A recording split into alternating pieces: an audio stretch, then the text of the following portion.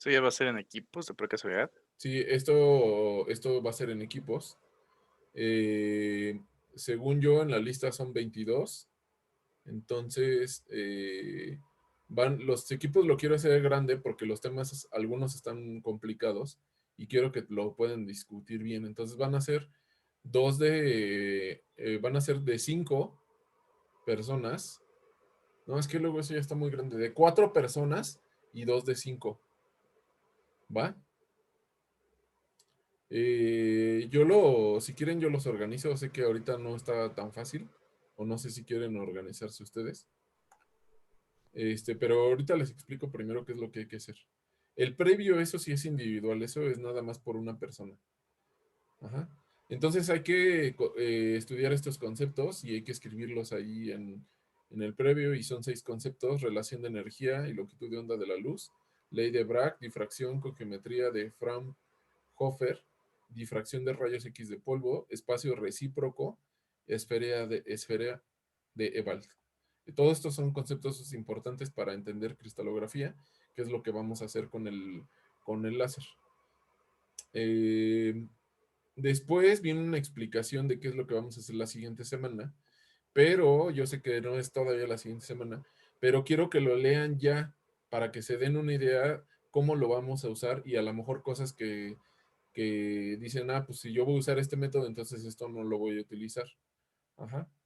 Por ejemplo, yo les pedí una regla, la cinta métrica sí la van a usar, pero les pedí una regla chiquita si no tienen cámara de celular.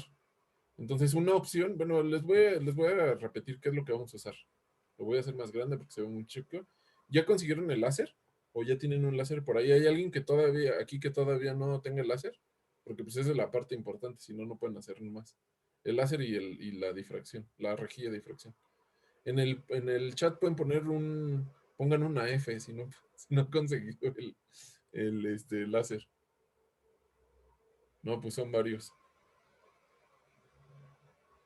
No han conseguido porque no han buscado o porque no está dentro de sus posibilidades o algo.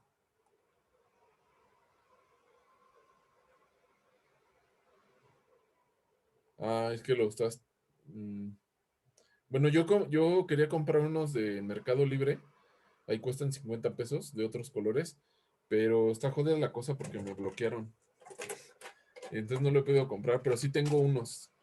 Pero quería comprar uno verde para que vean cuál es la diferencia. No necesitan con 5 miliwatts, aquí en mi casa los voy a enseñar con 10 miliwatts, pero obviamente digo 5 miliwatts, pero si necesitan si compran uno de más miliwatts, pues se va a ver mejor, ¿no? Y también lo pueden hacer a más distancia, se abren más los puntos, es más fácil hacer los cálculos, pero no es tan potente, o sea, con uno de esos de algodón de azúcar es suficiente. Obviamente, entre más potencia, pues mejor. Bueno, traten de conseguirlo. Los que no lo han conseguido, por favor, traten de buscarlo y me avisan si hay alguna situación por la que no lo pueden conseguir. Lo que también me preocupa un poco es de la impresora láser. ¿Ya preguntaron ahí en su café internet de preferencia o si ustedes tienen impresora láser en casa? ¿Ya revisaron si tienen estas especificaciones? ¿Más de 600 dpi? ¿O no? Eso no lo han hecho. ¿O les da pena? Le pregunté al señor. Yo sí pregunté, pero los dones que tengo aquí cerca de mi calle no manejan impresoras a láser. Entonces todavía no encuentro a alguien cerca. Probablemente sí cerca de mi casa, pero por el momento todavía no. Ajá, bueno. Hay que tratar de ver eso, a ver si, o sea, pues ya nada más queda una semana, a ver si alguien tiene Lo único que tienen que hacer, Jesús, no le digan, no, oye, tienes 600 dpi, porque eso sí va a decir, ¿qué? Necesitan preguntarle, oye, necesito imprimir algo y necesito saber algunas especificaciones, no sé si me puedes decir si es impresora láser y cuál es el modelo y marca. Casi todas las impresoras láser imprimen arriba de 600 dpi. Ajá. Pero ya, de hecho, la que tengo aquí en mi casa es de 1200 dpi y me costó 1000 pesos, ¿no? Entonces es una impresora barata. Asumo que en cualquier café internet que tengan impresora láser va a ser más de dpi. Nada más que hay muchas inyección de tinta, pero esas no tienen casi definición. Después van a estar unas tijeras, una cinta scotch o un Durex, que es lo mismo. Si no tienen cámara digital y computadora, van a necesitar una hoja milimétrica, el marcador, lápiz o pluma, cinta para medir, esa sí sería conveniente porque con una regla se van a tardar mucho midiendo 10 metros. Dos pinzas para la ropa, de esas de las que aprietan, o algo que puede, ahorita van a ver para qué es, o algo similar. Una cámara fotográfica digital y un banquillo o una silla. Esto es opcional, yo lo hago en el suelo, pero en el banquillo pues lo pueden acomodar a lo mejor de diferente forma, a más altura, por si hay algo que no sea uniforme en el suelo. Yo pensaba, pues igual hasta se puede hacer en la calle, sino porque necesitan 9 metros o 10 metros de distancia, igual lo pueden hacer en la calle. Entonces, les voy a leer el procedimiento para que vayan pensando qué es lo que hay que hacer y cómo lo hay que hacer. Entonces, hay que imprimir en un acetato de impresión. El acetato deben ser, ¿ya lo consiguieron o todavía no? Esto sí lo venden en la papelería, pero no en Ah, el... ese sí ya. Ya, ok. ¿Hay alguien que no haya conseguido el acetato? Cuesta como 3 pesos. Otra F, si no han conseguido el acetato. Bueno, creo que sí. Y van a imprimir ya no lo puse. Ayer en la noche ya terminé tarde, ya no lo puse. Pero van a imprimir en ese acetato con la impresora láser los patrones que puse aquí. Lo voy a abrir de una vez para que vean, sepan cómo son.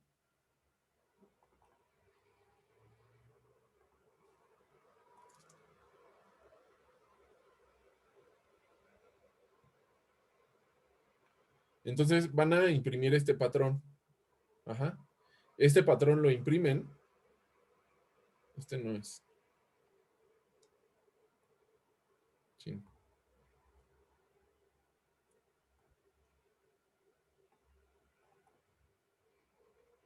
Ya lo encontré. Es que cambié varias cosas. Es este.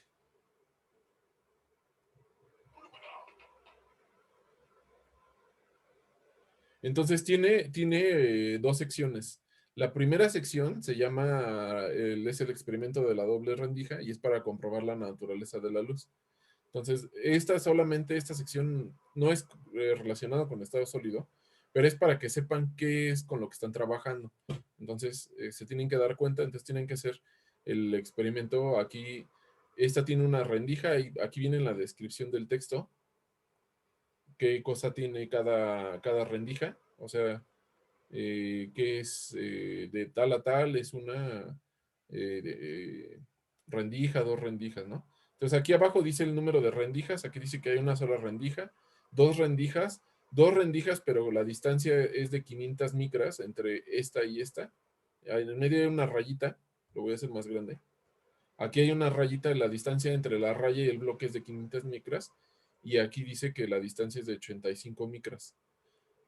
Luego la sección, aquí hay 3 rendijas y luego acá hay múltiples rendijas. Ajá.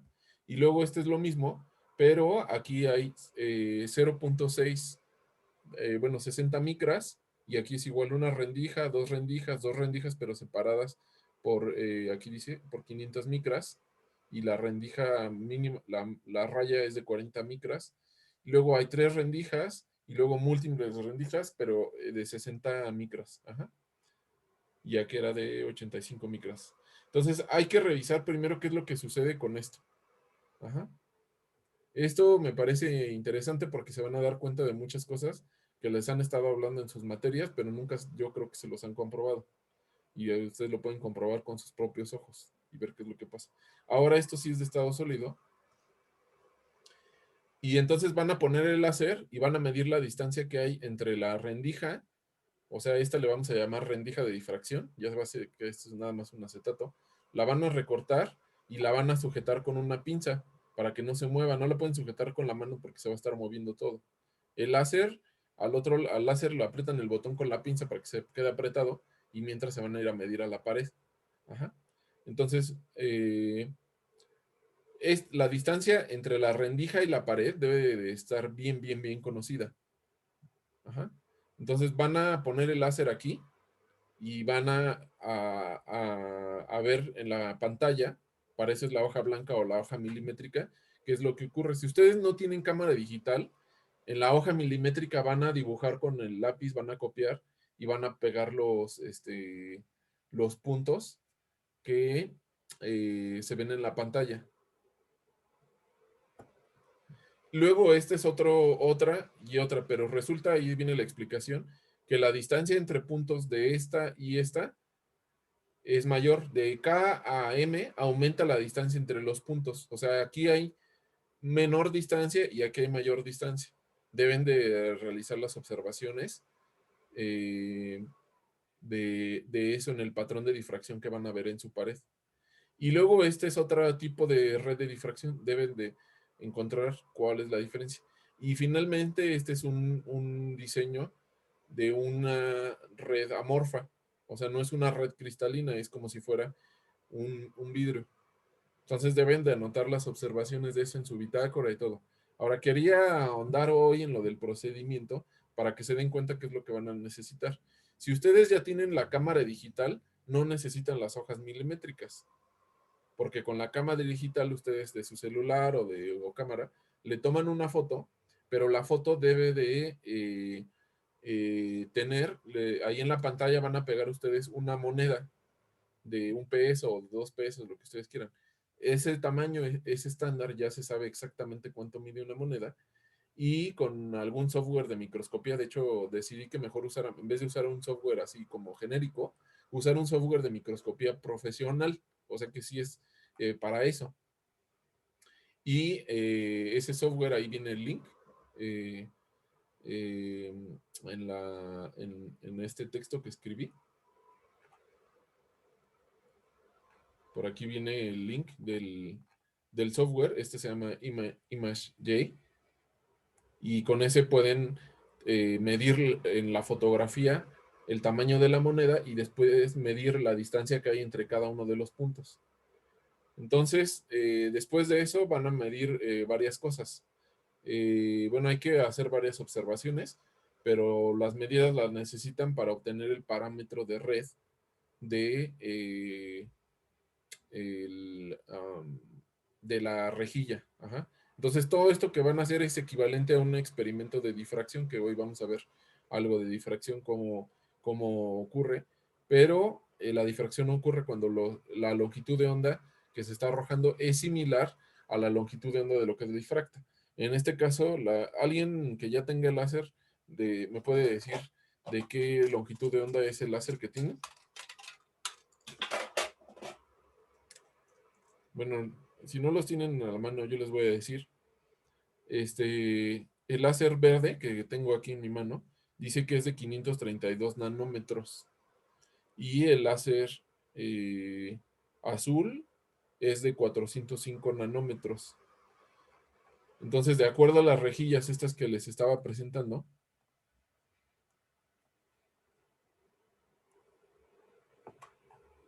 aquí dice que es de 85 micras. En nanómetros, ¿cuántos son? Son 10 a la 0.08 o algo así nanómetros. Entonces ya está en el orden de magnitud de los nanómetros. Sí, el que tienes es rojo, ¿no, Marlene? De 630 a 680 nanómetros, Sí, ese corresponde al rojo. Ajá. Entonces, esta longitud ya está. Por eso les dije azul, láser azul no compren, porque el azul tiene 405 nanómetros y la difracción que se ve es muy, muy mínima. Necesitan una distancia mucho mayor a 10 metros. A lo mejor necesitan unos 40 metros. Y para tener espacio en su casa de 40 metros, la veo difícil. A menos que tengan una casota o vayan a un parque o algo así, pero está muy difícil hacerlo con un azul. Ya de rojo es más fácil, verde todavía es observable. Bueno, Lo digo esto, todo lo quiero explicar, les digo, les repito, para que tengan una idea de qué es lo que van a hacer y se den cuenta, por ejemplo, yo no necesito entonces la hoja milimétrica. ¿Dudas o algo?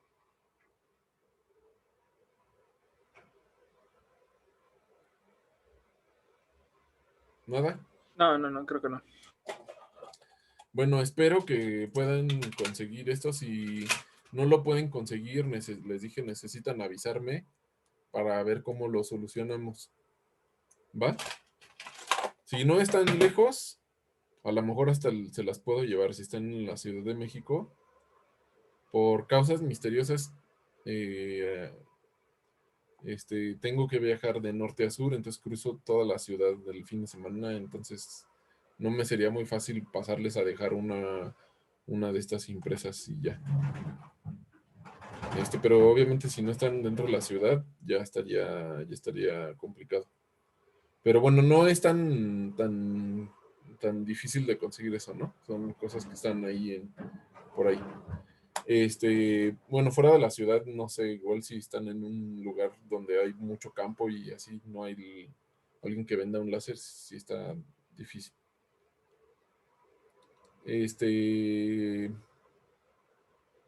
¿Dudas de qué es lo que van a hacer la siguiente semana y cómo lo van a hacer? Bueno, de todos modos nos vamos a conectar la siguiente semana y vamos a discutir un poquito antes de empezar. Ahora, lo que vamos a ver son conceptos de teoría para que entiendan qué es lo que está sucediendo y qué es lo que va a pasar. Sé que en su clase de teoría no han llegado a estos temas porque empiezan con lo de síntesis, pero pues ahorita no podemos hacer prácticamente ninguna síntesis en casa.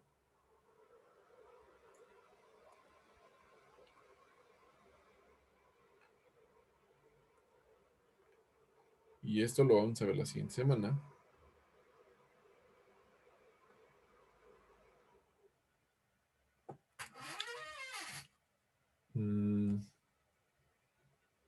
Ay, lo debí haber dado.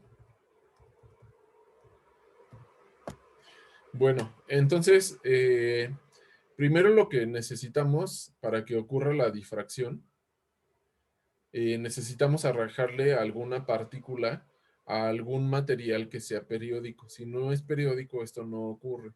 Ahí les toca a ustedes explicar por qué, ahí viene en lo del previo explicar esto. Entonces podemos arrojarle cualquier tipo de partícula a la materia.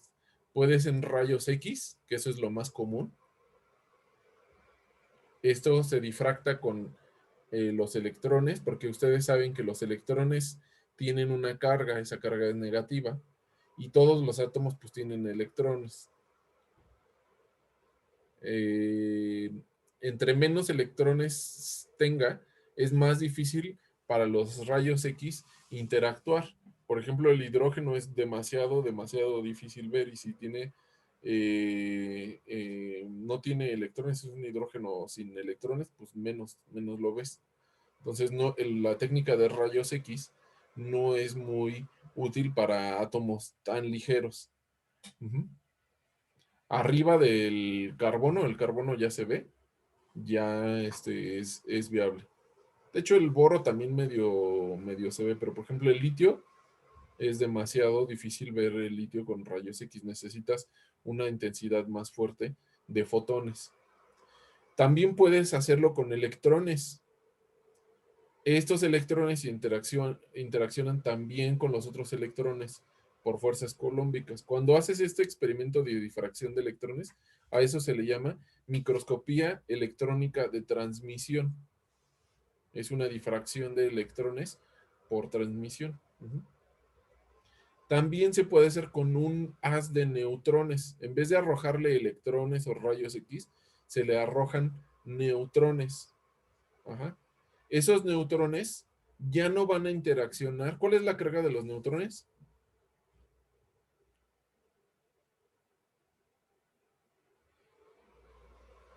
No tienen carga. No tienen carga. Abusados, chicos, porque están durmiendo.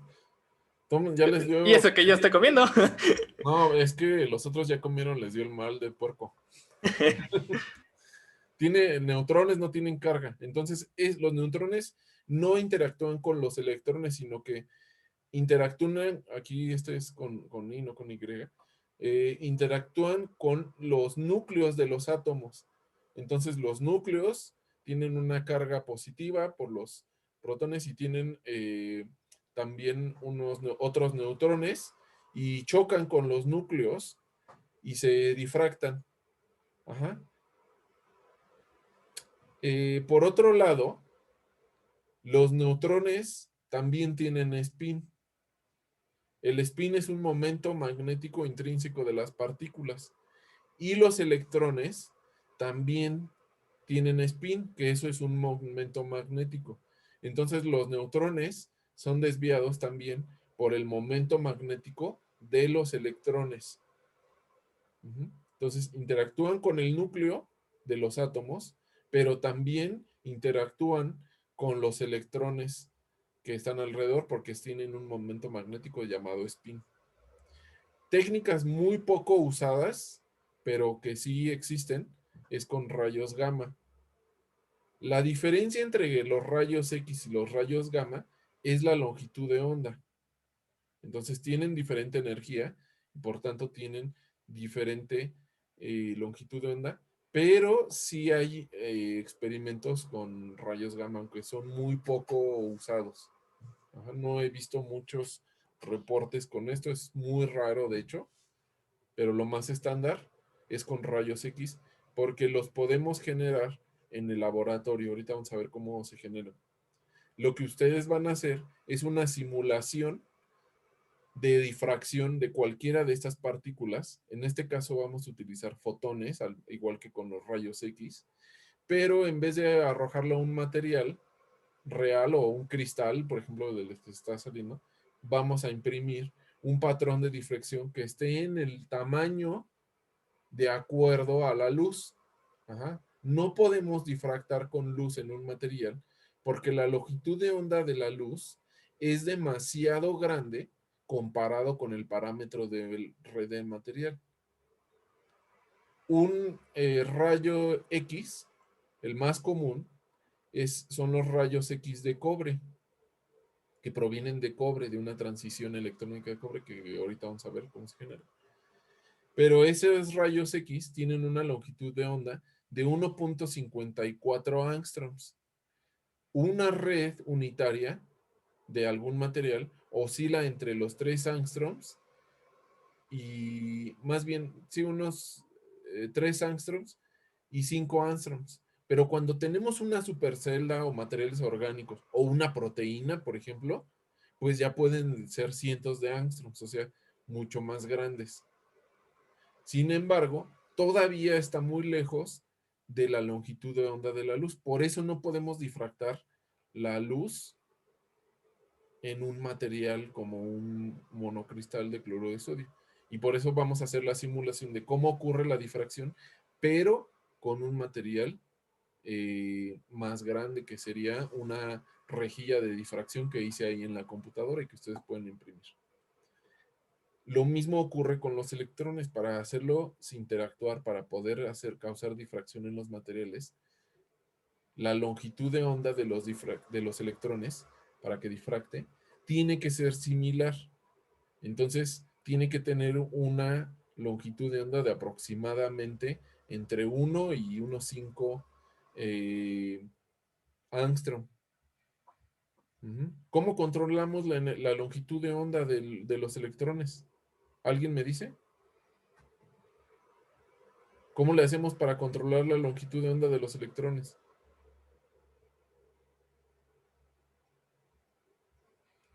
A ver, esos que les dio el mal del puerco. La pork disease. Nada, nadie se les ocurre. No, la verdad no, profe. Sí me agarró de bajada. Pero pues si ya ustedes son de cuarto semestre para arriba, yo estoy seguro que eso ya lo debieron haber visto en varias materias. A ver, que nadie sabe. A ver, ¿qué encontró Planck?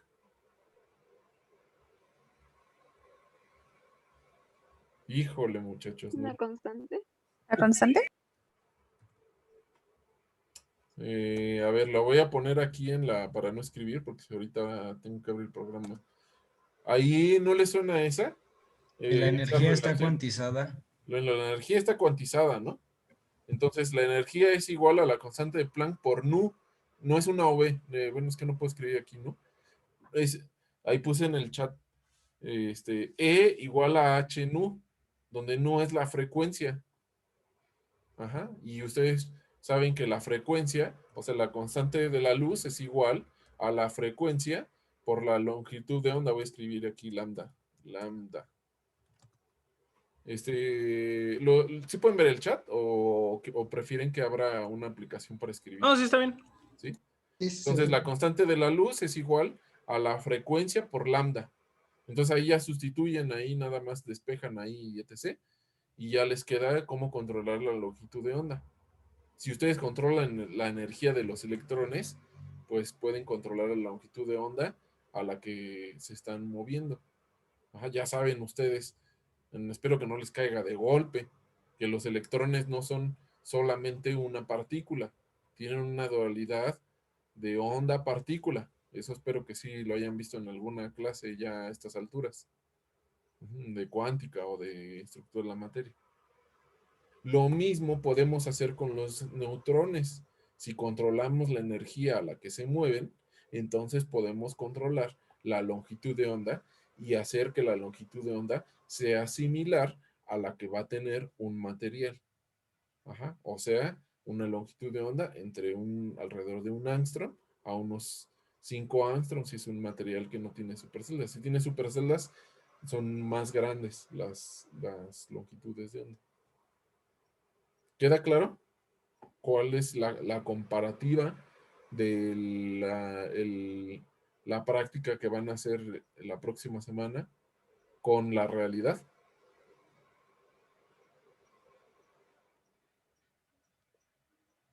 Eso no me dice si sí o si no. Algo. Bueno, estas son ecuaciones que no vamos a ver ahora porque no vamos a ver cómo indexar un patrón. Eso lo vamos a ver, esa es la práctica dentro de más tiempo. Pero ahora lo que les voy a explicar es cómo se generan los rayos X y por qué es fácil tenerlos en un laboratorio. Entonces, se tiene algo que se llama un tubo de rayos X, en donde haces viajar los electrones a una energía bastante alta para que desprenda los electrones de las capas internas. Entonces, la forma que tienen estos tubos, el diagrama, es de esta forma. Tiene un filamento y tiene una pantalla, un metal. En este caso, este tubo de rayos X es de tungsteno, pero el tungsteno no es el material más común como generador de rayos X. Casi todos los laboratorios tienen un tubo de rayos X de cobre. Si hay de tungsteno y de plata son comunes, de molibdeno, pero este que está aquí es de este material, ¿no? El más común es de cobre. Viajan los electrones chocan contra la placa y remueven los electrones de la capa interna. Entonces vamos a ver en este diagrama. Llega la energía, puede ser un electrón o un fotón, con esa energía y remueve los electrones que se encuentran en la capa interna, en este caso K, y ese electrón se va al espacio. Al quedar un hueco electrónico aquí, ya saben ustedes, por procesos de termodinámica estadística, que la naturaleza siempre trata de tener los niveles de menor energía. Esos son los estados más probables, los que tengan menor energía. Entonces, un electrón que se encuentra en alta energía, que se encuentra en la capa M, va a descender, va a disminuir de energía para ocupar el vacío que se encuentra. Pero también puede descender un electrón que se encuentra en la capa inmediata superior, en este caso, la capa L. Pueden ocurrir estos dos fenómenos. Uno de la capa L desciende acá o uno de la capa M desciende acá. Al descender ese electrón de las capas superiores, vamos a tener una liberación de energía. esa liberación de energía tiene diferentes nombres. Si viene de la inmediata superior, entonces se le conoce como K alfa. Si viene de la segunda superior, se le conoce como K beta. Entonces vamos a tener, en este proceso de generación de rayos X, vamos a tener dos tipos de radiación, una K alfa y una K beta. Si ustedes ven en un diagrama de energía, vemos que realmente no es, o es el único fenómeno que ocurre en diferentes tipos de fenómeno, pero está muy marcado que tenemos la emisión de K alfa y K beta. Ajá. Esas líneas K alfa y K beta nos va a permitir identificar varios parámetros de los materiales. ¿Por qué? Porque son líneas monocromáticas. A esto se le llama monocromática. O sea, monocromo, mono de uno, cromo color. Entonces, de un solo color, una sola longitud de onda o una sola energía. Aquí esta línea es monocromática y esta línea también es monocromática.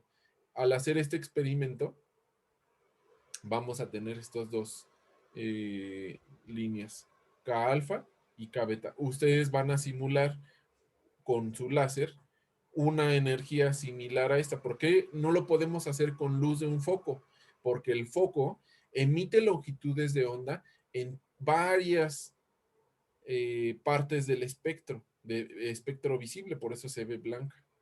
Pero un láser es una longitud de onda prácticamente única. Ahorita nos acaba de decir Marlene y Paulina que compararon un láser rojo que tiene entre 630 y 680. Marlene y Paulina nos dijo 630 y 650. Eso quiere decir que la longitud de onda está muy restringida a una pequeña parte del espectro visible, que esa parte pertenece al rojo. Entonces vamos a simular como si tuviéramos una línea K alfa. Si se fijan, no es una rayita, sino que tiene una forma, no sé si sea gaussiana o lorentziana, pero tiene una pequeña diferencia. Ajá. Entonces lo que van a hacer con el láser es ver, simular K alfa line o la línea K alfa en vez de un rayo X. Uh-huh. Ahora, ¿cómo se ve un aparato de rayos X de laboratorio?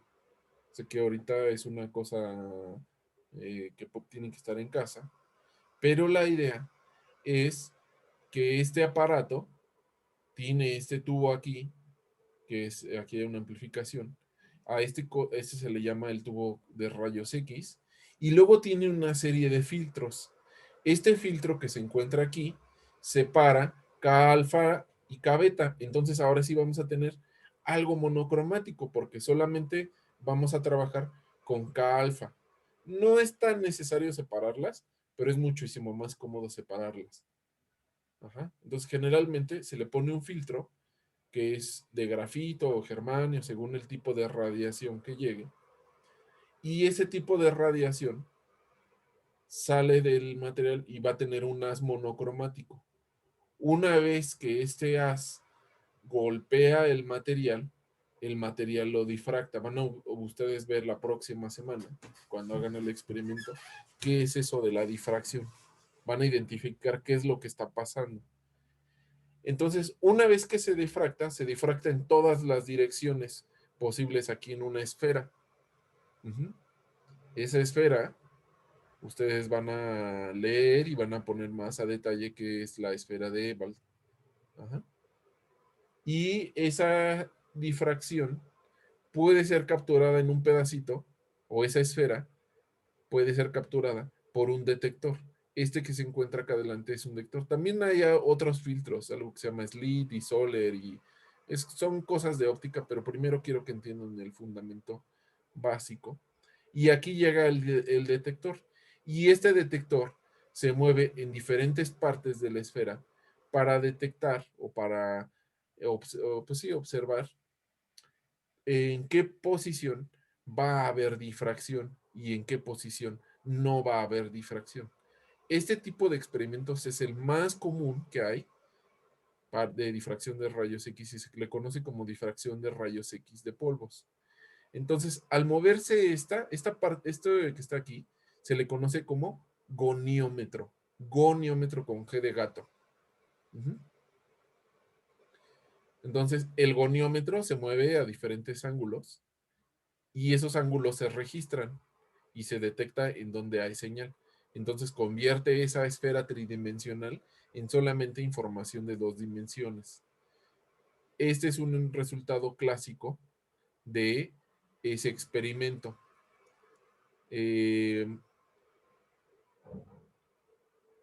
Aquí está 2θ. Van a ver por lo que van a investigar y la siguiente clase yo también voy a explicar que es más conveniente escribirlo como 2θ. Entonces en el ángulo tal aparece una señal. Aquí no hay ninguna señal de difracción y en el otro ángulo aparece otra señal. Ajá. Aquí esto está resumiendo en 3 dimensiones lo que está ocurriendo y se resume en 2 dimensiones. Esta es solamente la intensidad de la señal. Aquí es powder, aquí lleva una O. Ajá. Se lee powder, luego escucho que dicen powder. No es powder, es powder. Ajá, entonces, ustedes van a hacer este experimento de forma muy similar, pero con la rejilla de difracción. Llega un haz incidente y choca contra la muestra cristalina y va a aparecer un círculo de difracción.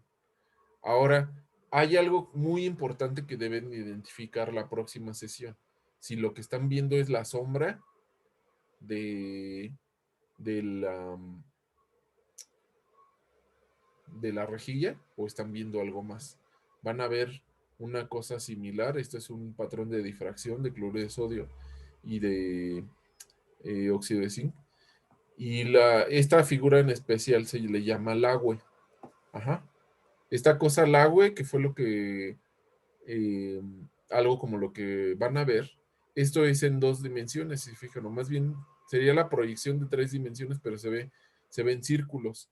Si ustedes toman una línea de aquí a acá y grafican la intensidad con respecto al ángulo, entonces van a obtener exactamente este mismo patrón. A ver, voy a hacer una pausa porque a lo mejor he estado hablando demasiado. ¿Hay dudas?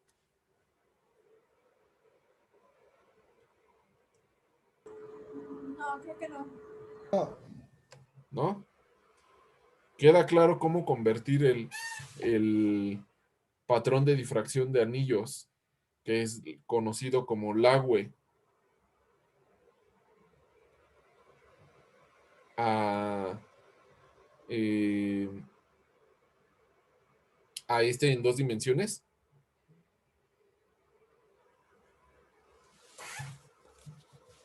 ¿Queda claro? No, ¿verdad? No, No a ver. entendí bien eso.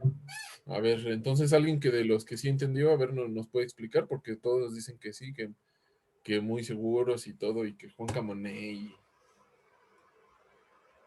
¿no? A ver, alguien que me dice que sí entendió, que nos explique. No que todos habían entendido.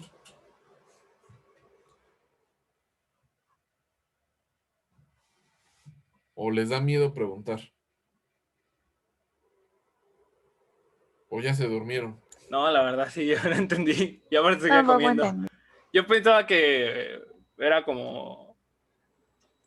Pensaba que llegaba como hasta 180, por eso el 2θ. Pero no, veo que nada más llega a 140, que era como una representación circular, nada más representada en una hoja. Pero no, creo que no. A ver, vamos a imaginarnos aquí. Este es el patrón del agua. Ustedes hacen el experimento, SAS, y sale un círculo, salen varios círculos de difracción. Ahora, imagínense que la intensidad, los más intensos, los ponen como más altos. Ajá. Hacia nosotros, viendo hacia nosotros. Entonces, este anillo no es tan intenso, entonces tiene una intensidad menor. Este anillo que apenas si se ve, es menos intenso. Estos anillos que son más intensos, son más altos viendo hacia nosotros. Ahora trazan una línea del centro al último anillo y grafican esa intensidad como esto, como intensidad. Entonces, entre más brilloso sea el anillo, tiene mayor intensidad. ¿Se dan cuenta? Si ustedes pudieran voltear este patrón de difracción y lo ponen viendo hacia ustedes, o sea, estas puntas, esta punta queda viendo hacia ustedes, estas partes serán las más intensas. Aquí es donde hay difracción. Aquí donde no hay nada, entre estos dos anillos, no hay señal, no hay ningún pico. ¿Queda claro ahora? Sí, O sea va del que, centro hacia afuera. Ajá.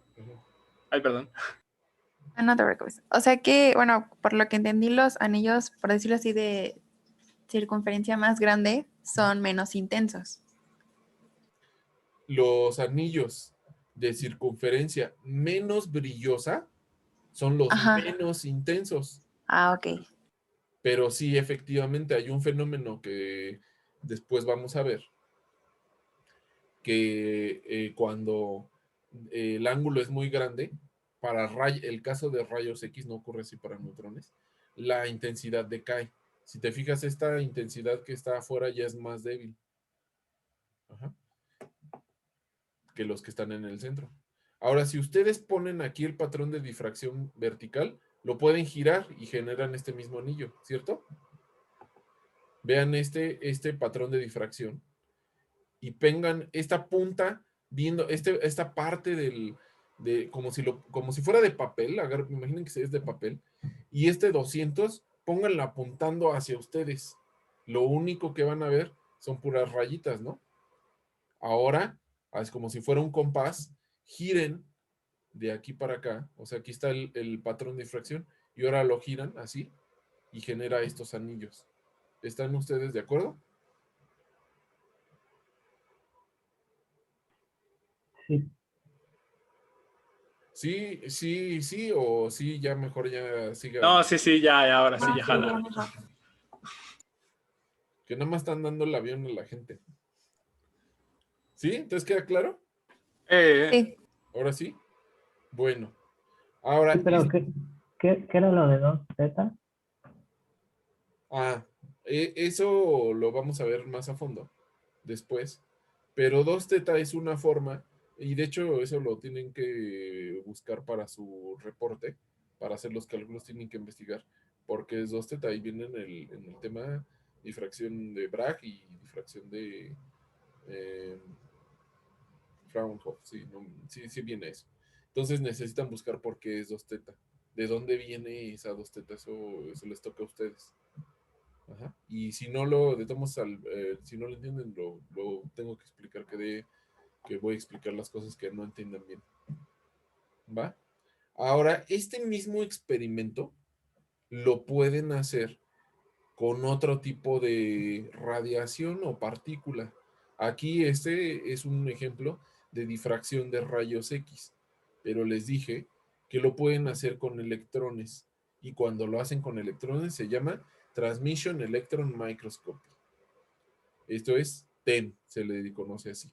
Es un cañón y un montón de cosas aquí. La más importante sería el cañón de rayos X, que es esta parte.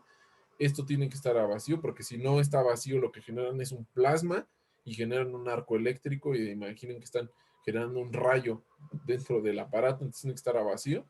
Y un montón de lentes. Los lentes son electroimanes que modulan la dirección de los electrones para apuntarlos en una sola dirección. Y llegan los electrones aquí a un punto, chocan y atraviesan el material. Al atravesar ocurre la difracción. Si es un material policristalino, van a ver los anillos que les estoy explicando. Ajá. Policristalino, ven estos anillos. Pero si es un material que es un monocristal, en vez de ver los anillos, van a ver puntitos. Esos puntos corresponden a los átomos, pero también les tengo que explicar a ustedes si es exactamente igual, si es una sombra de los átomos o es la difracción de los átomos. Con el experimento se van a dar cuenta si lo que ven es la sombra de los átomos o la difracción de los átomos. O sea, ahí cuando lo hagan se van a dar cuenta qué es lo que están viendo. Y se van a dar cuenta que se comporta, cómo se comporta. Entonces, por eso es importante que lo hagan y para que lo puedan explicar. Esta difracción aquí tiene unos índices que hoy vamos a ver, que se llaman índices de Miller, y esto es toda una familia de índices de Miller, explicando que este punto pertenece a cierto índice. Quedaría claro por qué en el caso del policristal se ven anillos y en el caso del monocristal se ven puntos. ¿Queda claro? No. No. Ahora, ¿por qué se ven anillos? Cuando es un policristal, existen muchos cristales orientados en diferente dirección.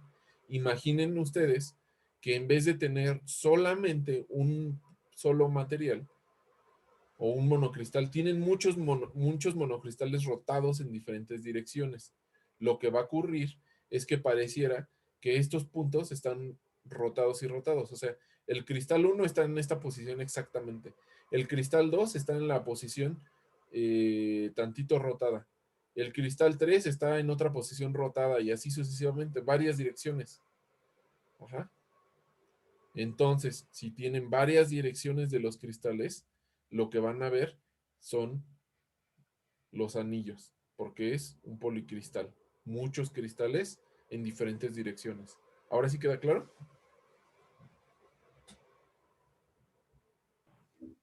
Yo ya. Sí, Sí, ya quedó ya un mejor. poquito más claro. Bueno, vamos a continuar.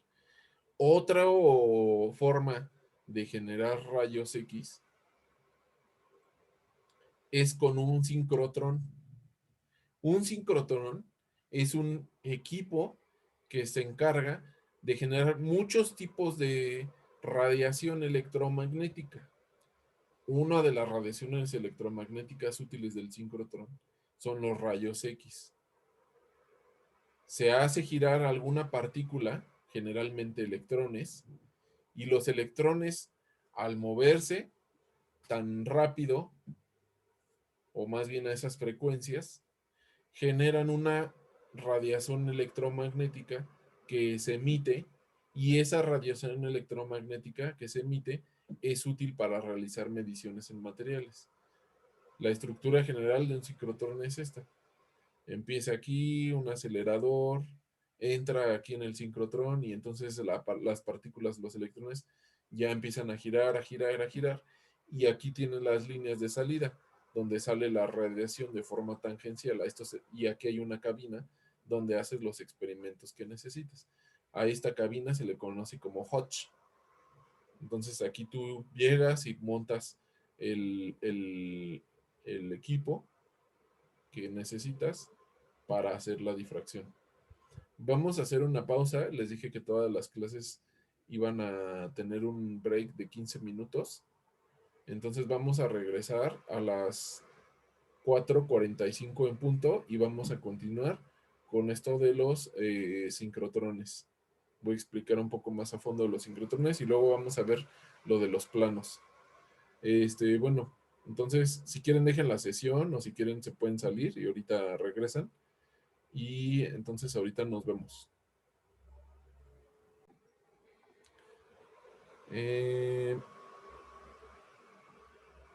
Pero tengo que compartir la pantalla.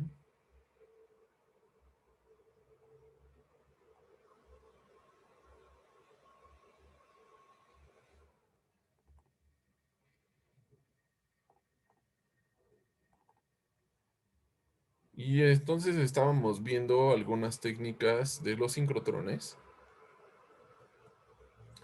Y los sincrotrones, como les decía, lo que hacen es mantener una partícula, generalmente electrones,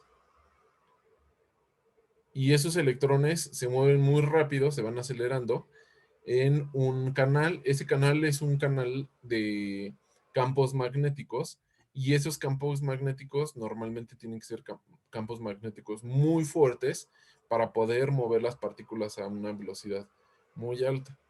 El campo magnético normalmente puedes alcanzar hasta 11 teslas, y para alcanzar un campo magnético tan fuerte se hace con un electroimán. El material del electroimán, ustedes saben que para generar un campo magnético necesitan un flujo de corriente.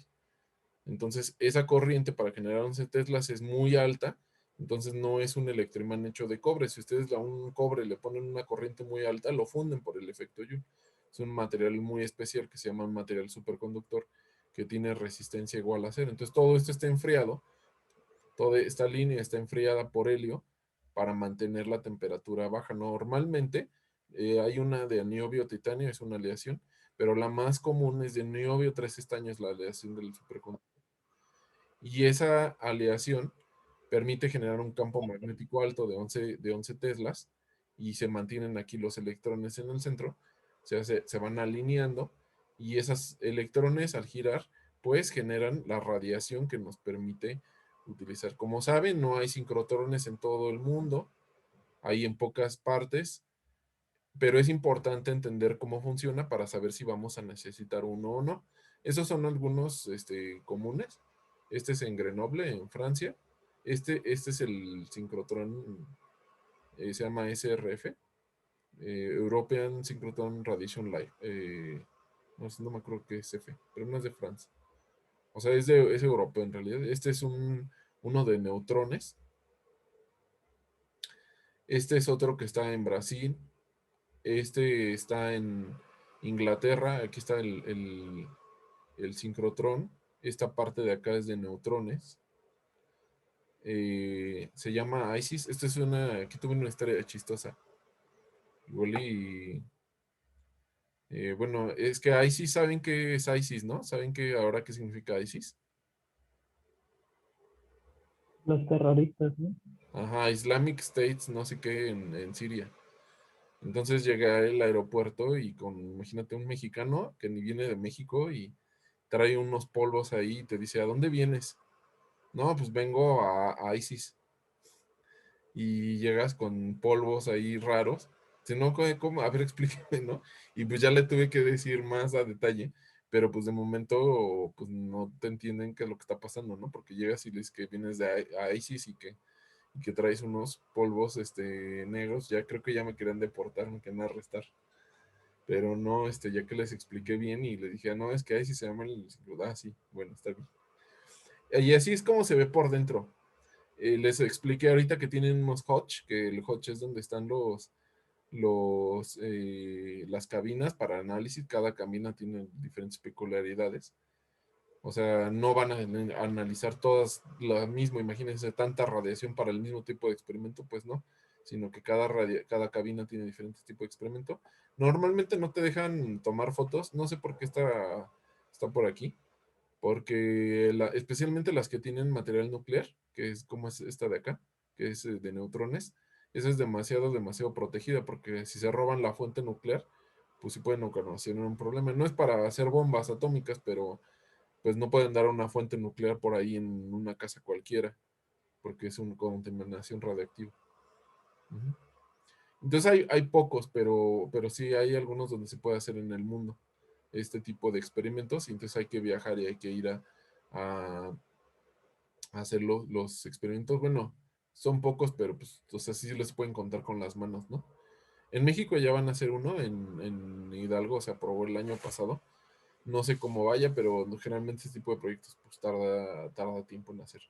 Pero ya va a haber uno próximamente, y pues no hay tantos en el mundo, ¿no? Pero hay que entender por qué es importante. Ahora, la situación es de que un sincrotrón genera demasiados fotones, y entonces es mucho más cantidad de fotones que las que genera un aparato de difracción de rayos X eh, eh, que podemos tener en el laboratorio. Entonces nos puede dar más información, y ese experimento dura 1 segundo, 2 segundos. Entonces puedes medir a diferentes temperaturas, puedes seguir una reacción, cómo está ocurriendo, etc. Y eso solamente lo puedes hacer con sincrotrones.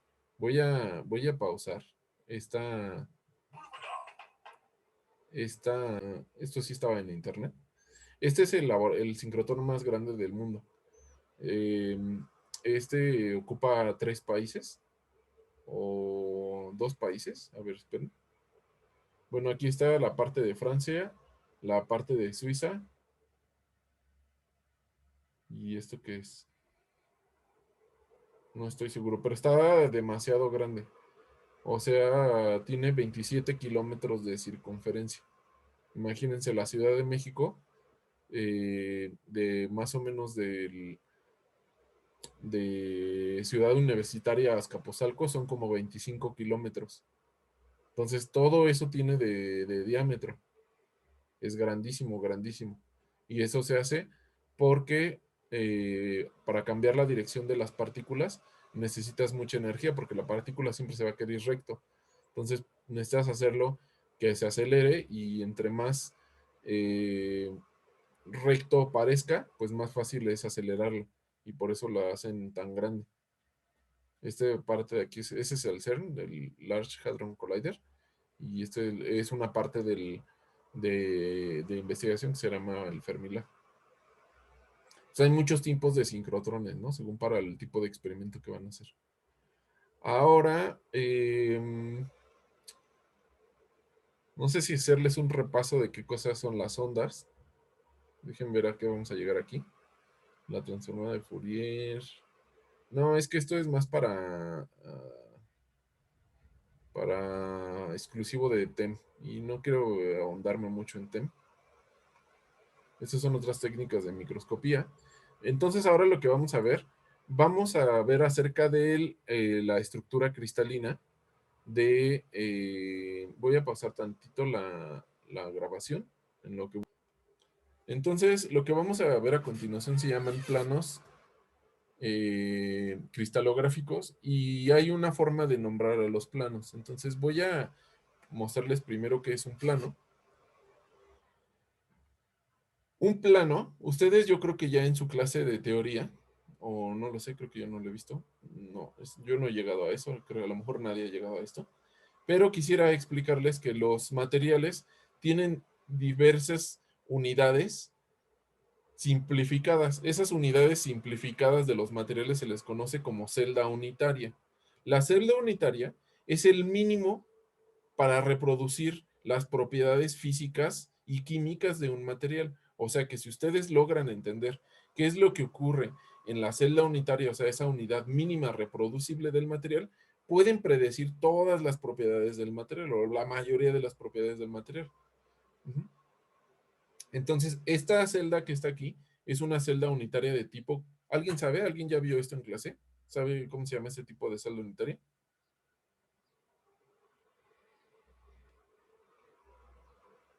No. Bueno, No. esta celda unitaria se llama cúbica simple.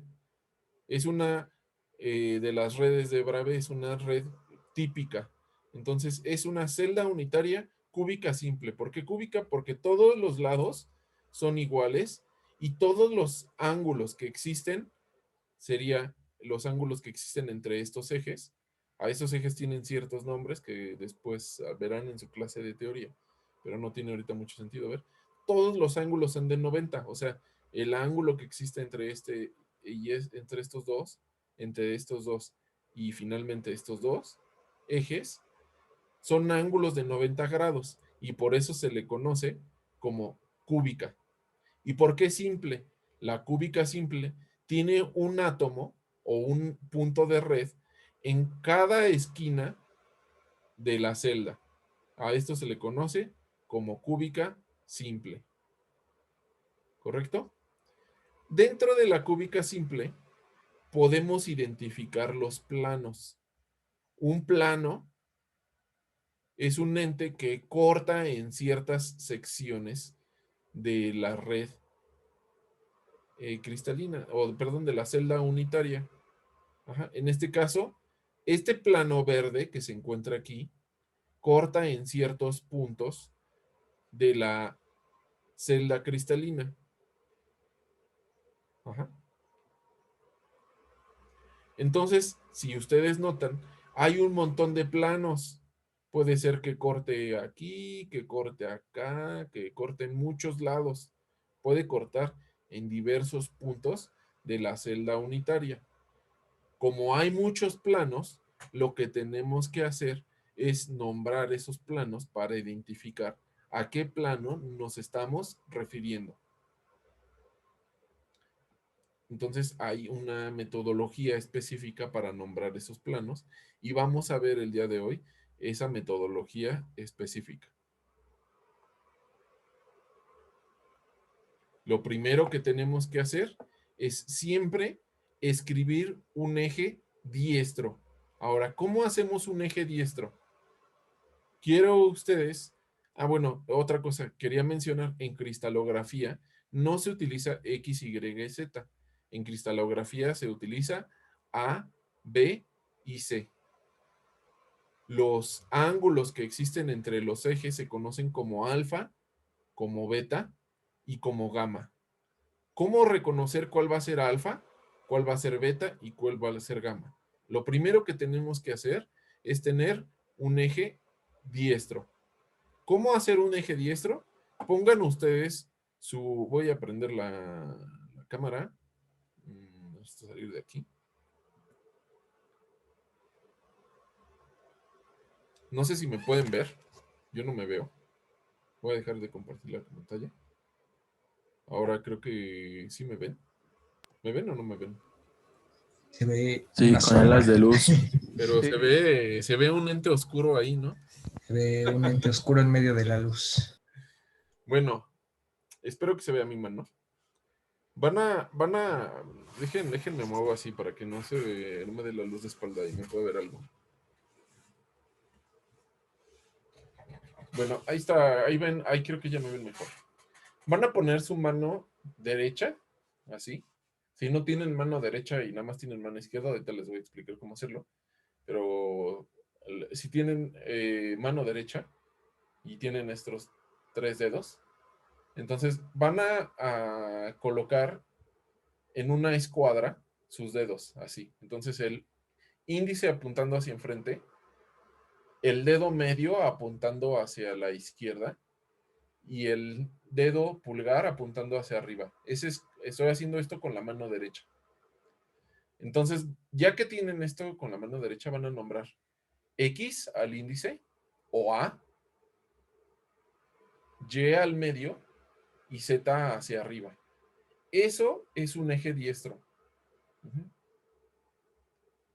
Otra vez. Si lo quieren hacer con la mano derecha, tienen que plantear el eje diestro. X al índice, Y al dedo medio y Z al pulgar. Ajá. Tiene que estar así. Si no lo colocan así, las coordenadas van a ser al revés.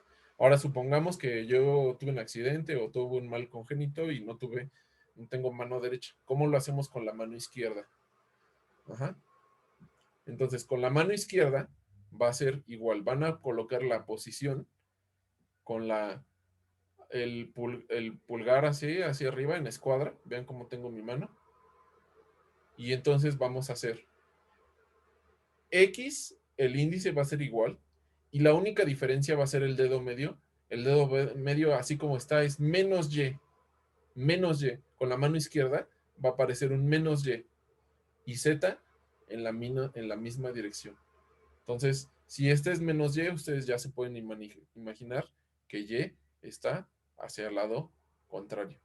Nuevamente, si lo hacen con la mano izquierda, sería X, el índice, X, menos Y, menos Y, y Z hacia arriba.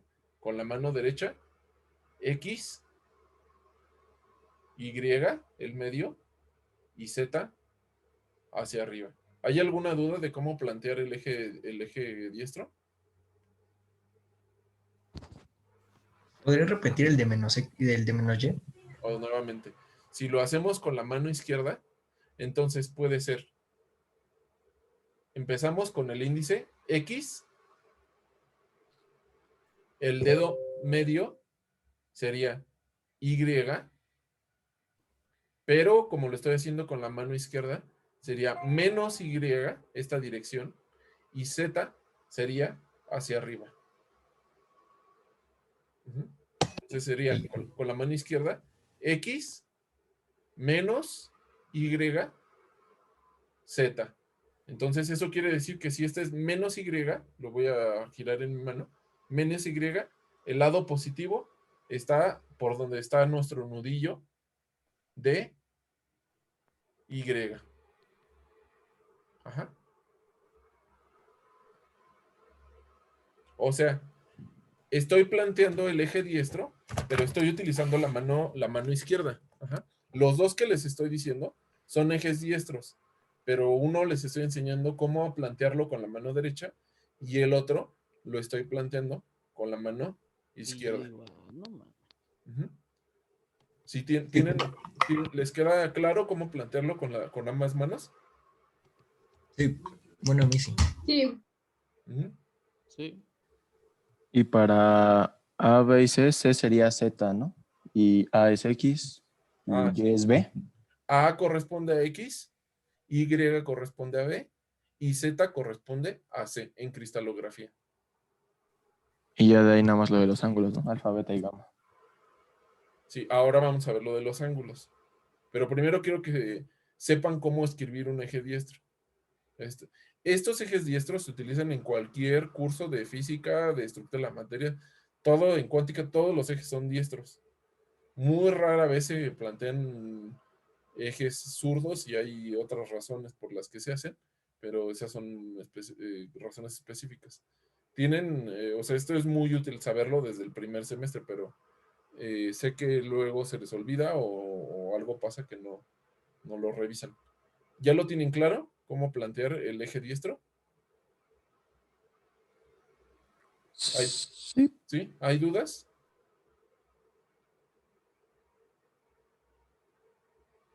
No, ¿No? Ujú. Ahora, entonces, ya que sabemos cómo plantear el eje diestro, ahora hay que identificar alfa, beta y gamma.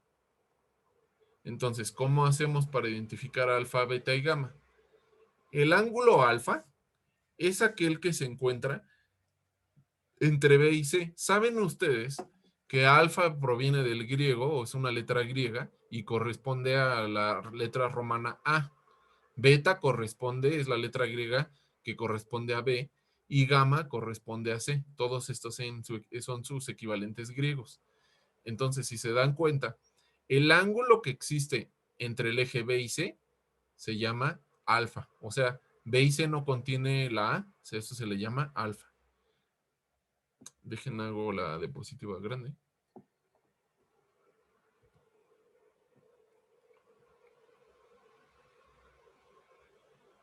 Ahora, en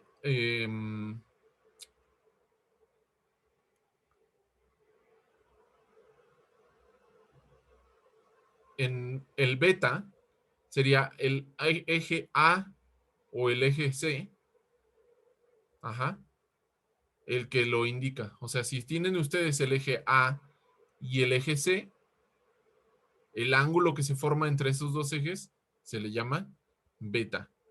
Y al ángulo que se forma entre A y B, o sea, esto no contiene C, a esto se le llama gamma. Esos son los ángulos. ¿Queda claro?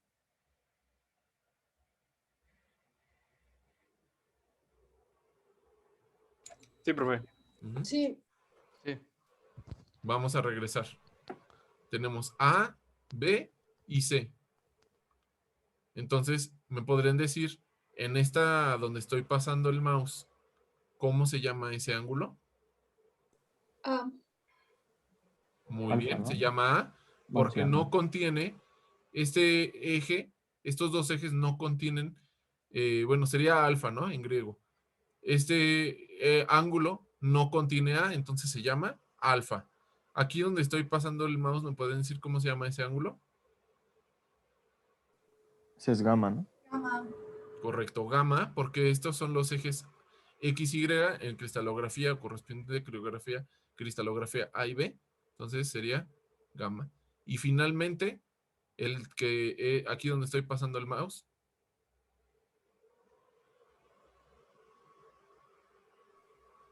Bueno, esto lo paso para acá, se vea. Beta. Beta.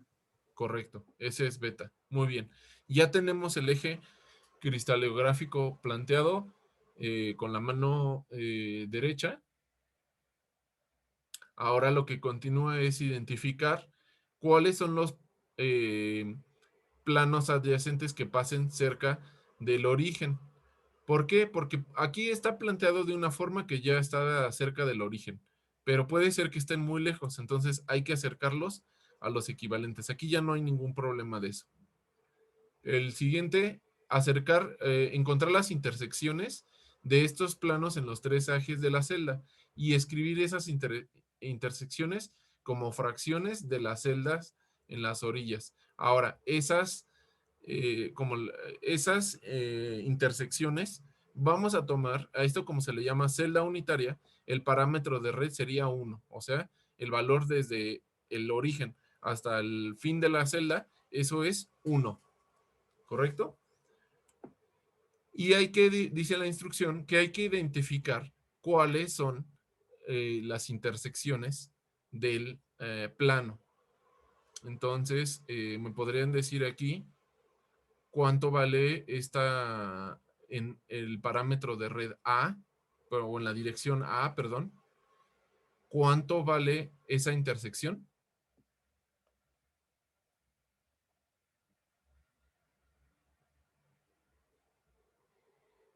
Nuevamente. Sí, es un Pitágoras. Bueno, o sea, sí es un triángulo, ¿no? O sea, No, vamos por pasos. Tenemos que encontrar tres valores para los índices de Miller. O sea, vamos a encontrar primero que nada hay que encontrar la intersección. Estos índices de Miller son los nombres de este plano. O sea, este plano verde tiene un nombre y ese nombre son los índices de Miller.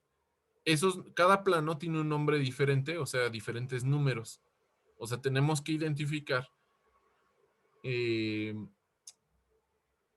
los diferentes tipos de índices de Miller que existen. Para hacer eso tenemos que seguir un conjunto de instrucciones. La instrucción es, primero, plantea el eje diestro. Segundo, hay que encontrar los planos que se encuentren más cerca del origen. Aquí, como planteamos este eje cartesiano aquí, o este eje cristalográfico, sería este el origen. Este átomo estaría en la coordenada 0, 0, 0. ¿Por qué? Porque está en el origen. Entonces, la instrucción siguiente es identificar las intersecciones del plano con la celda unitaria. Les dije que se llama celda unitaria porque los valores del parámetro de red es igual a 1. Eso quiere decir, desde este átomo que es el origen a este átomo sería 1. De este átomo a este átomo sería 1 también. De este átomo a este átomo también es 1 el valor. Ahora, si este es 0, 0, 0, ¿cuánto valdría la intersección en la coordenada A? Esta es la coordenada A. ¿Cuánto valdría esa intersección de este plano con la celda unitaria? ¿Cuánto valdría ahí?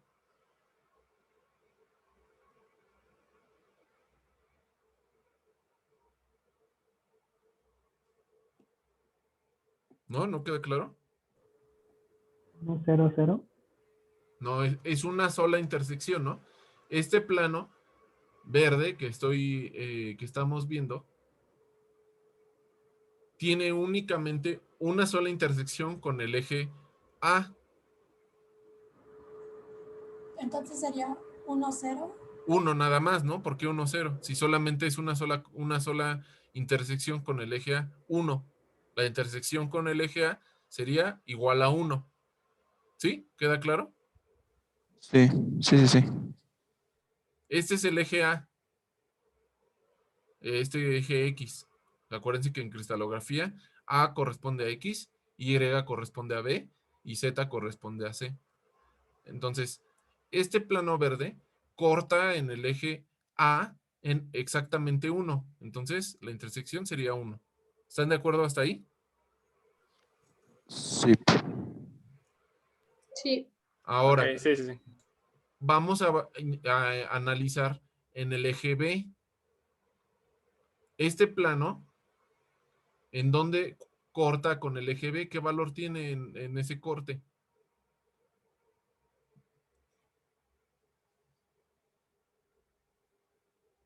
En el eje B. 1. También 1.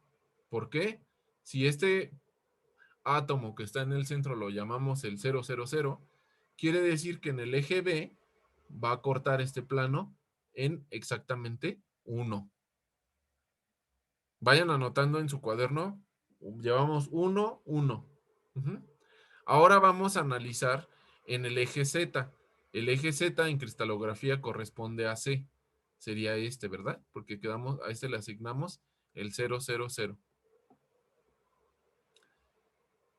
Si cortamos en el eje Z con el plano verde, ¿en qué posición sería o qué valor tendría el corte en C? 1 también. Valor de 1. 1. 0, Muy bien. 0, 1.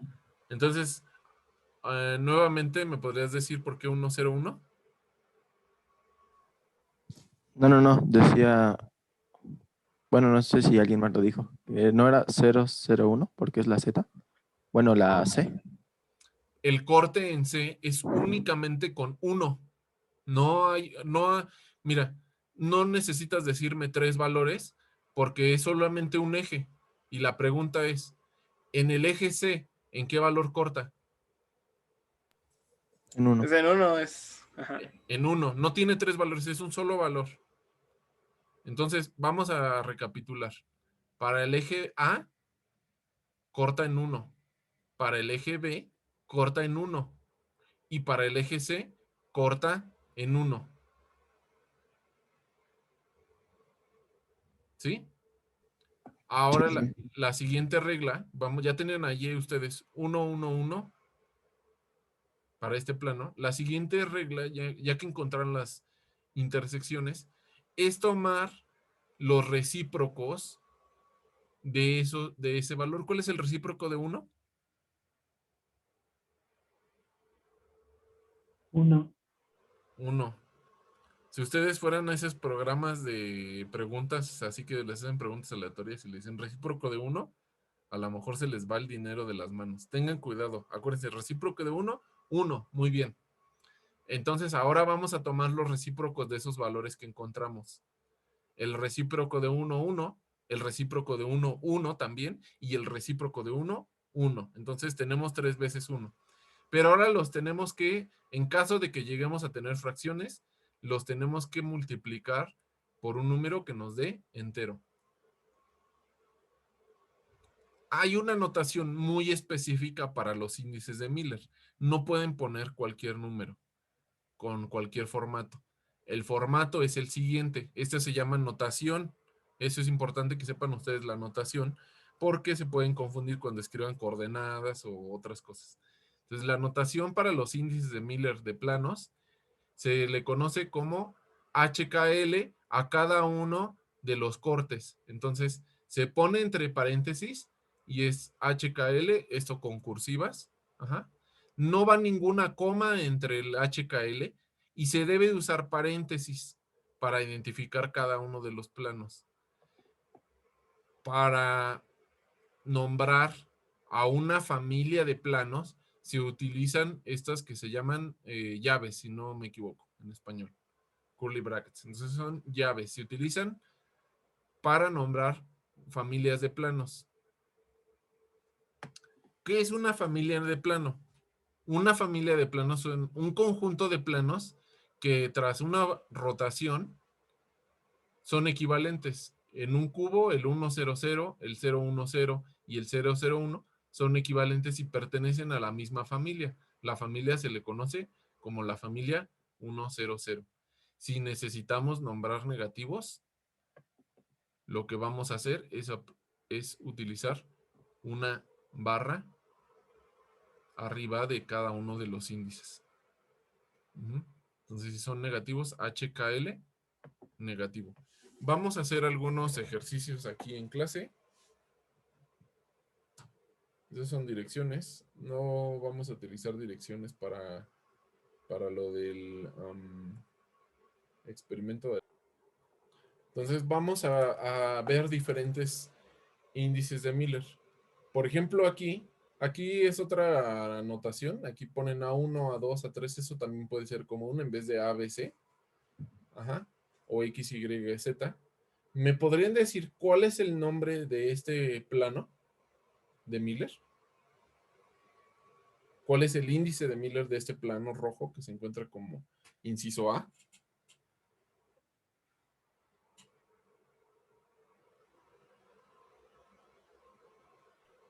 Uno, cero, cero. Muy bien. Vamos a analizar por qué.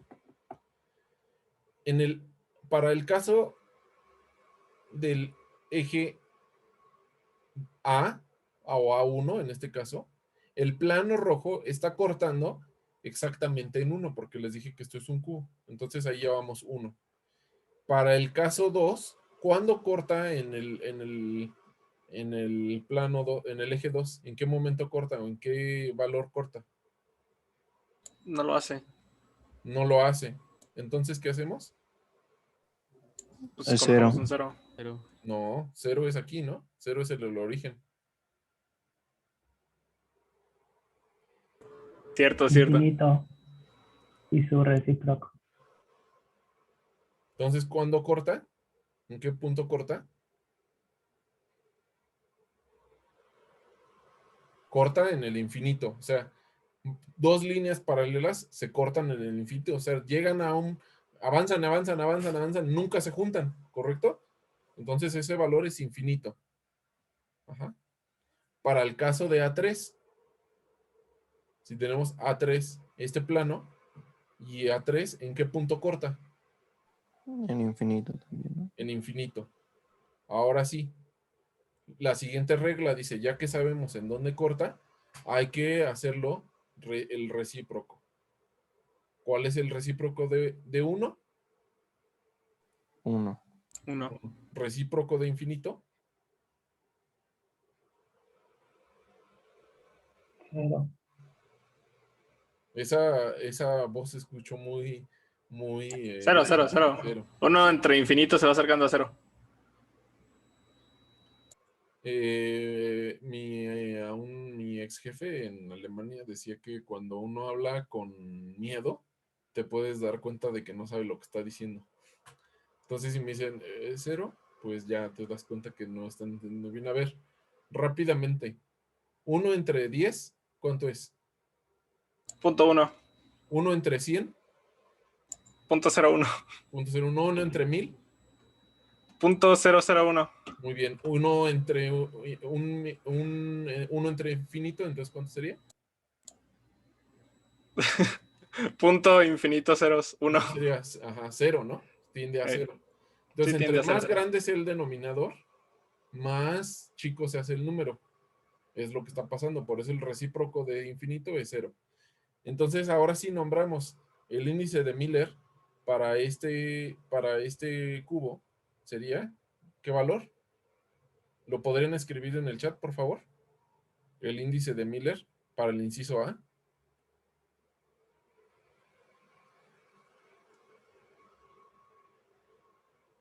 Muy bien. Muy bien, Ángel. Entonces, correcto es paréntesis 1, 0, 0, cierra paréntesis. No lleva comas.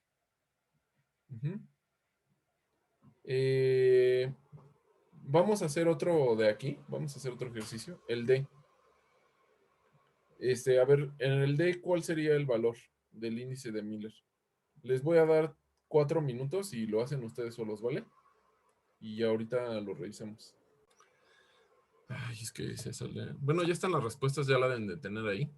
Pero no las quiero destapar todas para que puedan ustedes ejercitarse un poco. El D.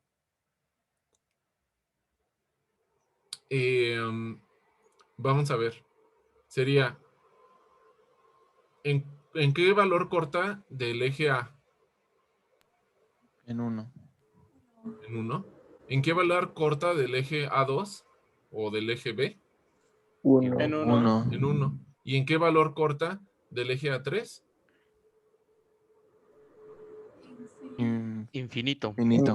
Infinito. Entonces ahora lo que toca es hacer los recíprocos de cada uno de los valores. Aquí ya tenemos 1, 1, infinito. ¿Cuál es el recíproco de 1? 1. Recíproco de 1 1. y recíproco de infinito. 0. 0. 0. Entonces, el resultado del índice de Miller debe de ser 1, 1, 0. ¿Sí? Luego les dije que hicieran el I. ¿Podrían poner en el chat el valor del I?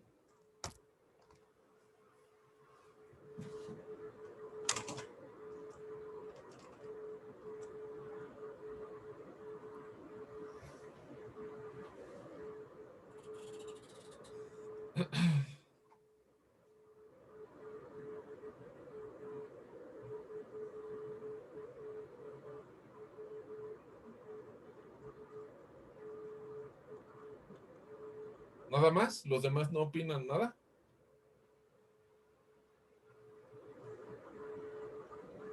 ¿Se puede escribir el 1 con gorrito? En el chat no creo. En LaTeX sí se puede escribir todo. Ah, no, pero pues no. aquí en el Ah. chat no creo que podamos escribir uno con gorrito.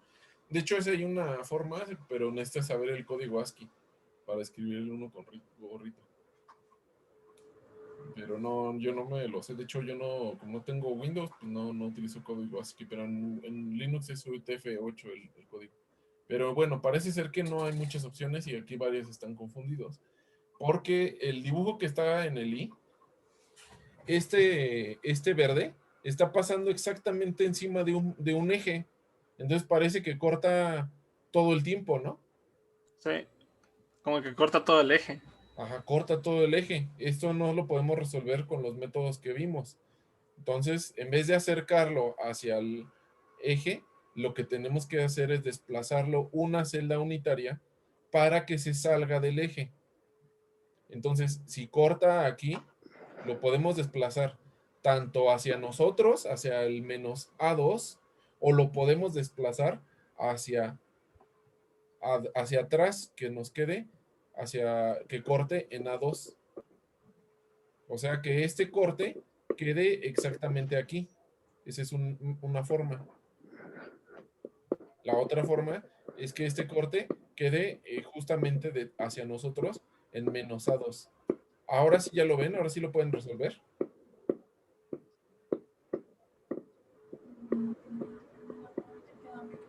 No, quedó más o menos igual. ¿Cómo que en A2? Sí. A ver. Sin inclinar el plano, sin cambiar la inclinación del plano, Ajá. lo puedes recorrer tanto hacia atrás de donde estamos viendo o hacia nosotros de donde estamos, como lo estamos viendo, sin cambiar la inclinación ni rotación del plano. Solamente aplicas una traslación. Entonces, en este momento, como está, este plano está cortando en su totalidad sobre A1. Exacto. Por eso no lo podemos resolver. Sí. Lo que tenemos que hacer es desplazar este plano y tomar un plano equivalente que en realidad pase sobre esta línea que tenemos pintada.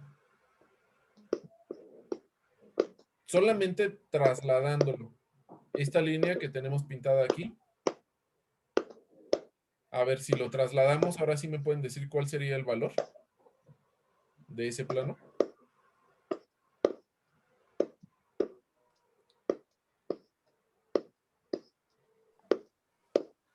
Es como unirle una celda unitaria, ¿no? Bueno, un cubito al lado y desplazarlo tal cual, como dijo, por ejemplo, si es hacia nosotros, hacia menos A2, ¿no? Como nos explicaba ahorita con el plano. Sí, lo puedes trasladar hacia, la otra forma de trasladarlo sería a menos A2 o a cuando A2 igual a este valor que está aquí.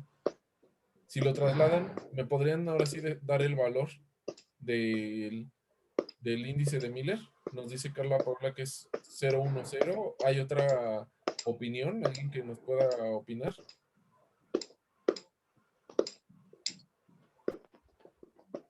En el que tengo dudas sería en el de A, porque sí tengo claro que en el otro sería -1, porque pues sería menos B, ¿no? O menos A2.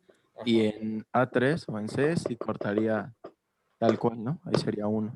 Pero en el de A o A1, no sé. Nos dice Ángel que sería 0 menos 1, 1. 0 menos 1, 1.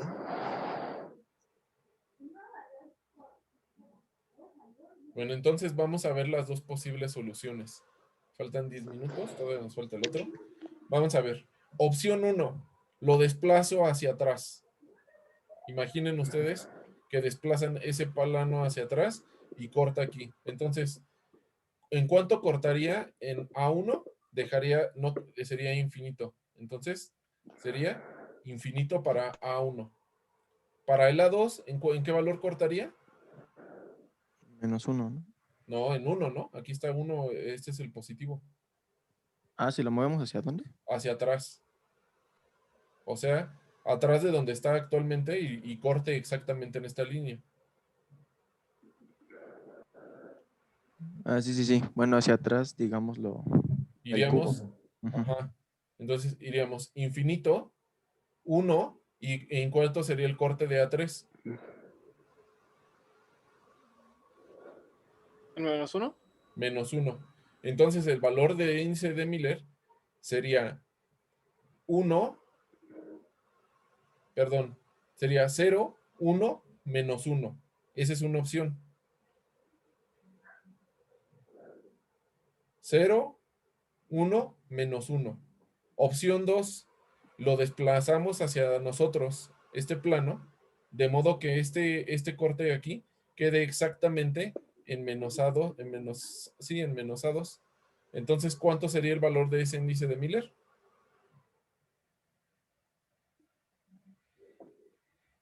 Como ya dijeron, 0, 0, 0, -1 y 1. -1. 0, menos 1, 1. ¿Hay alguien que no haya obtenido ninguno de esos dos resultados que estoy diciendo? Sí, yo puse el 0, 1, 0, Pero no entiendes por qué. Ajá, o sea, el -1 de la primera opción. ¿Cuándo me dicen? Entonces, este plano X, Y, Z. Ajá. Lo que les estoy tratando de decir, lo voy a hacer más grande para que quede así. Lo que les estoy tratando de decir es, ahorita está pasando sobre un eje. Y entonces lo que hay que hacer es desplazarlo en uno de los ejes. Entonces les digo, desplácenlo. ¿Cómo lo desplazamos? Bueno, aquí lo desplazamos hacia acá. De modo que esta terminal del eje ahora queda aquí. Voy a duplicarlo. Este que está, este primero sería el original. Voy a Sí. darle, es que no lo puedo hacer transparente ahorita. ¿Se ven las líneas o ni se ve nada? No, sí se ve. Ajá. Entonces este es el original que pasa por el eje 0 que nos causa conflicto. Y entonces les dije, hay que desplazarlo. La otra opción, les dije, es desplazarlo hacia el otro lado. O sea, hacia acá. Cuando quede exactamente en el 1. Entonces serían, este que está en medio es el original y este que está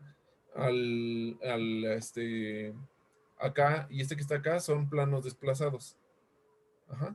Entonces Sí. vamos a regresar a la imagen. Es que está muy oscura, no necesito preparar una imagen así con más tiempo. A lo mejor así es más fácil de ver. Ajá.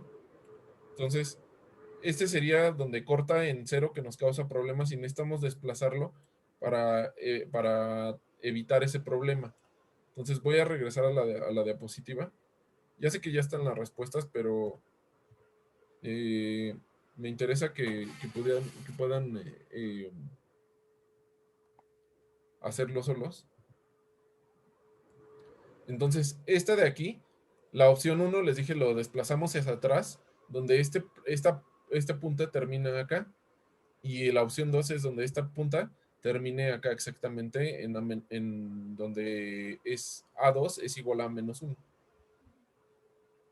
Si hacemos el desplazamiento hacia atrás, el índice de Miller nos queda 0, 1, -1.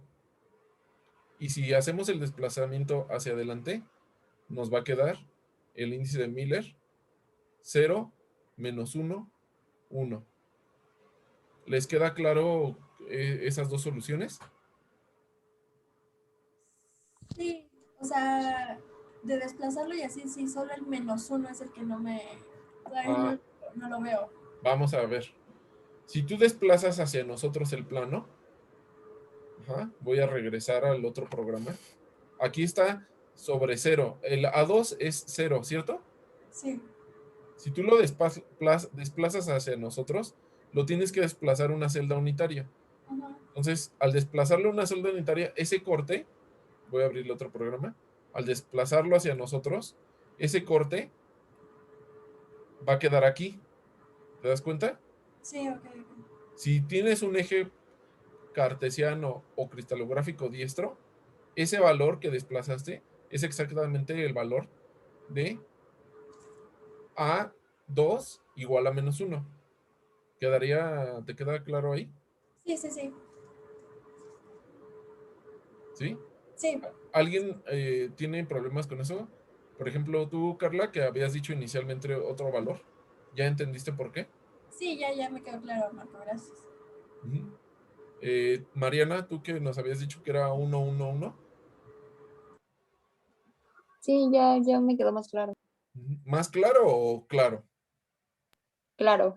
Muy bien, o sea, no me digan medio entendí. Quiero que todos entiendan. ¿Va? Ahora, en el L, ¿cuál es la solución?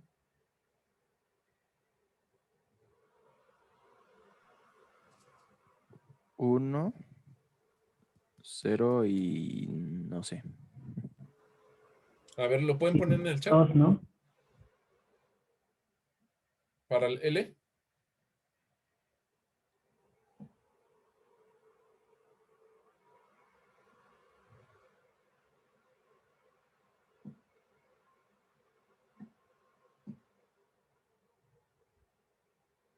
Los demás.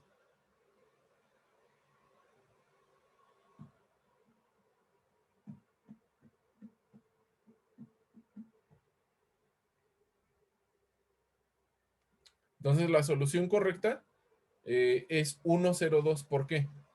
En A1 corta en 1. En A2 nunca corta. Ah, bueno, primero el eje diestro. Aquí está el eje diestro ya dibujado. Segundo, hay que tomar el plano que esté más cerca del origen. Tomamos este plano que está abajo, no el que está arriba. Ajá. El que está más cerca del origen. La siguiente hay que encontrar dónde corta. En A1 corta en 1.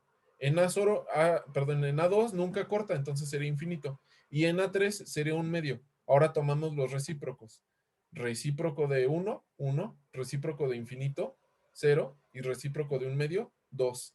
Entonces el valor del índice de Miller sería 1, 0, 2.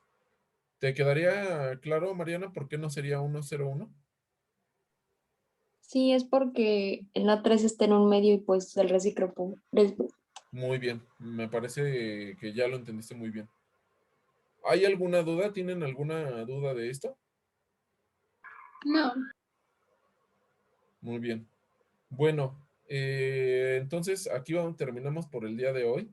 Recuerden que la siguiente sesión vamos a hacer el experimento de láser. Traten de conseguir el material y vamos a empezar con un mini examen de 30 minutos que es acerca de lo que vimos el día de hoy. O sea, va a haber algo de difracción, de conceptos, no van a venir ecuaciones porque no vimos nada de eso, y van a venir esto de de identificar los índices de Miller para cubos. Nada más sistema cúbico, no vamos a ver nada de otros sistemas. Entonces dura 30 minutos, eso lo vimos David, eso creo que has estado ausente, pero lo vimos el primer día de clases, cómo es la organización de cada una de las clases. Entonces eso es lo que vamos a hacer la siguiente semana. ¿Va? Ah, dije este viernes. Ah, no, está hablando alguien más. Dios mío. Lo siento. Estoy mezclando todo. Profe, Sí. Con respecto a lo de los equipos, si uno ya tenemos equipo, ¿hay manera de que le mandemos o nos los va a terminar haciendo Bueno, usted? mándenme el equipo y yo veo los que no tienen equipo y los organizo los que no tienen equipo.